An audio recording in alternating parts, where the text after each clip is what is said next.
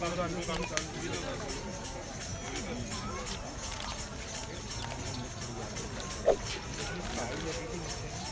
मैं इसीलिए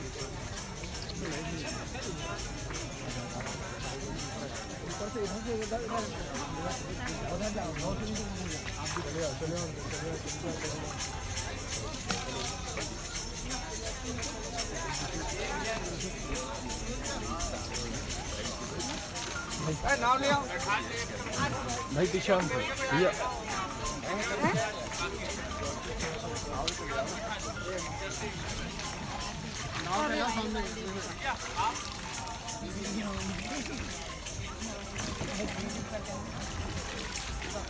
छोटे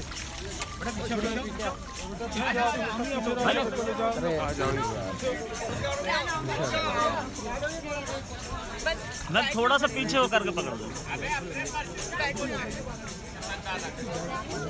नहीं हेलो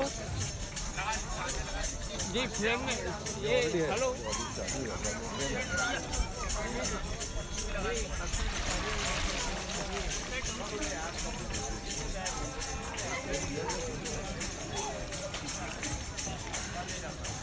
हेलो जी हाँ फ्रेम में आ जाओ।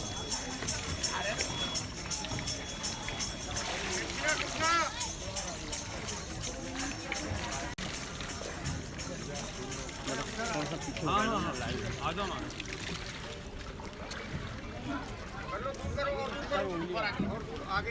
महादेव लगौटियाँ हैं उनके द्वारा यहाँ पर सुरक्षा व्यवस्था के पुख्ता इंतजाम यहाँ पर किए गए हैं। साथ ही जो नर्मदा घाटों में चलने वाली जो नावें हैं उन्हें फिलहाल यहाँ पर पूरी तरह प्रतिबंधित किया गया है। 2 दिन जो आज और कल ये जो नावें हैं ये पूरी तरह नर्मदा घाट पर नहीं चलेंगी। आप तस्वीरें देख सकते हैं कि होमगार्ड के जवान हैं वो मोटर बोट पर यहाँ पर खड़े हुए हैं और वो यहाँ पर कर रहे हैं। हम सीधे यहाँ जो हर्षा रिछारियाँ हैं उनसे जानने की कोशिश करते हैं कि ये वो आस्था की डुबकी यहाँ पर लगाने पहुँची हैं।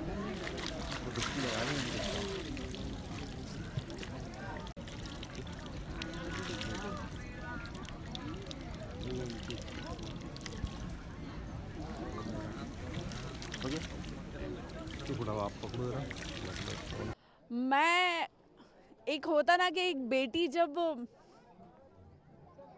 माँ के आंचल में जाती है और ये बताती है कि देखो क्या हो रहा है, तो वो शायद मैंने अपनी बात उनसे रखी है। और माँ होती है जो सबसे पहले सुनती है, माँ होती है जो बेटी के दर्द को सबसे पहले समझती है। तो वही बातें करके मैं उनसे निकली हूँ। किस प्रकार का दर्द है? दर्द है धर्म का प्रचार छोड़ने का, दर्द है कि धर्म के ही लोगों का विरोध झेलने का, दर्द है कि जो सोचा नहीं था वो सब हो रहा है, उसका दर्द तो है। जो हो रहा है उसको आप नियति मानती हैं कि किसी की साजिश पर? नियति नहीं है मेरी। नियति अगर ये होती तो महाकुंभ से महादेव ने ये सब नहीं किया होता। ये मेरी नियति नहीं थी, ये मैं राजनीति का शिकार बन रही हूँ। किस प्रकार की राजनीति कहाँ चले, कुछ बता पाएंगे? राजनीति देखिए, अब मैं खुल के तो क्या ही बोलूं, लेकिन हाँ राजनीति ये रहती है कि आजकल कुछ जो धर्म गुरु हैं उनका ये मैं ये बोल रहा था दीदी को मंदिर तक जाना एक ले चलना हम भी चलेंगे। किस प्रकार की राजनीति का शिकार हो गए आप?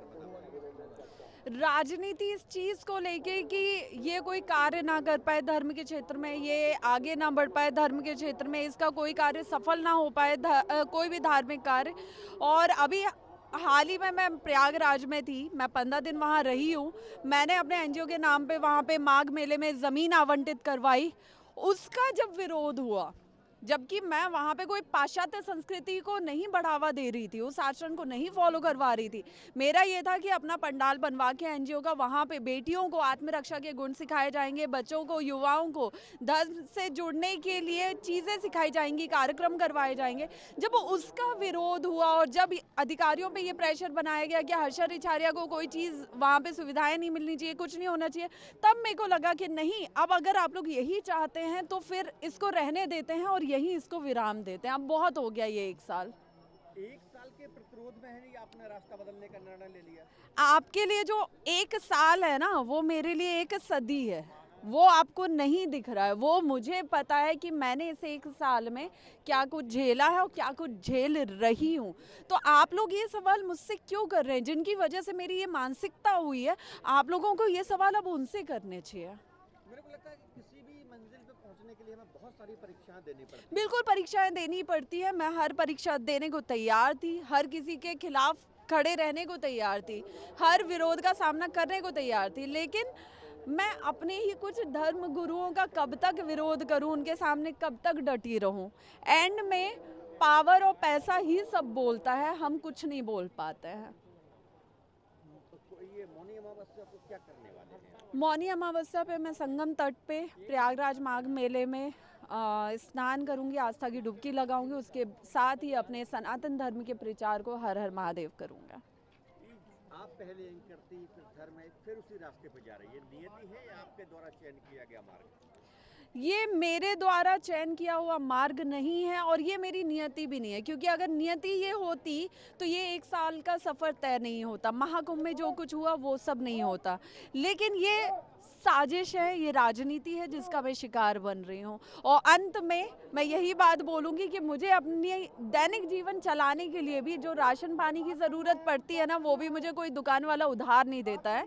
तो अगर वहाँ भी मुझे कठिनाइयाँ होने लगे कि उस पैसे के लिए भी मैं मोहताज होने लगूँ कि मुझे मांग के अपना समय निकालना पड़े, तो फिर मैं जिस काम में थी, लोग आज बोलते हैं कि धर्म को धंधा बनाने आई थी, धर्म को पाखंड बनाने आई थी, तो मैं जिस काम में थी ना, जब मैंने वो काम छोड़ा एंकरिंग का, तब मैं देश से ज़्यादा विदेशों में बहुत अच्छे लेवल पे बहुत अच्छी इनकम के साथ काम कर रही थी। तो मुझे कोई ज़रूरत नहीं थी इसमें कमाने की, लेकिन अगर मैं एक रुपए के लिए मोहताज होंगी तो वो मेरे लिए दिक्कत है, क्योंकि उसका फ़ायदा 10 उठाने को आ जाता है। एक आखिरी सवाल, क्या आपका मूल कर्म है या आपका मूल धर्म होगा? देखिए, मेरा धर्म जो है वो सबको पता है, मैं उस धर्म को नहीं छोड़ रही हूँ, मैं सिर्फ उसके प्रचार को छोड़ रही हूँ। बाकी जो काम है जिसमें मेरी मानसिक शांति मुझे मिलेगी, जिसमें ना विरोध होता है ना राजनीति होती है, मैं आराम से उस काम को करूँगी।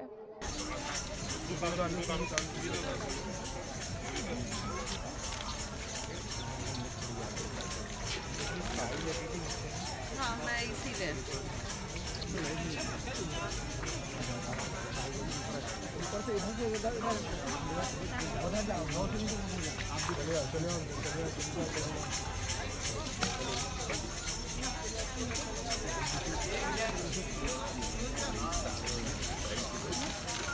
नाम ले आओ भाई, पीछे आओ भैया।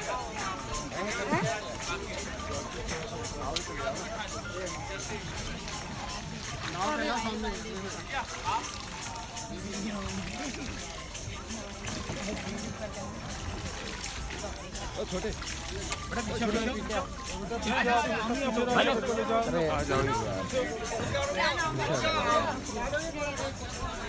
मैं थोड़ा सा पीछे होकर के पकड़ दूँ। नहीं। हेलो जी, फ्रेम में ये हेलो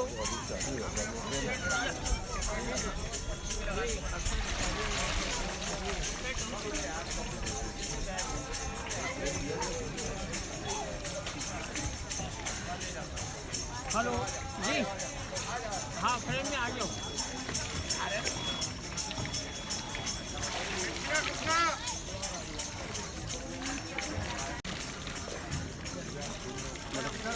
हाँ हाँ हाँ, आ जाओ ना।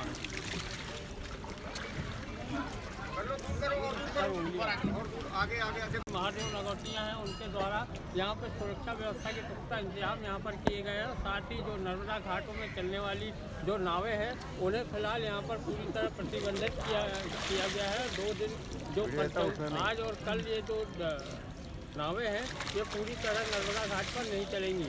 आप तस्वीरें देख सकते हैं कि होमगार्ड के जवान हैं, वो मोटर बोट पर यहाँ पर खड़े हुए हैं और वो यहाँ पर कर रहे हैं। हम सीधे यहाँ जो हर्षा रिछारियाँ हैं उनसे जानने की कोशिश करते हैं कि ये वो आस्था की डुबकी यहाँ पर लगाने पहुँची हैं।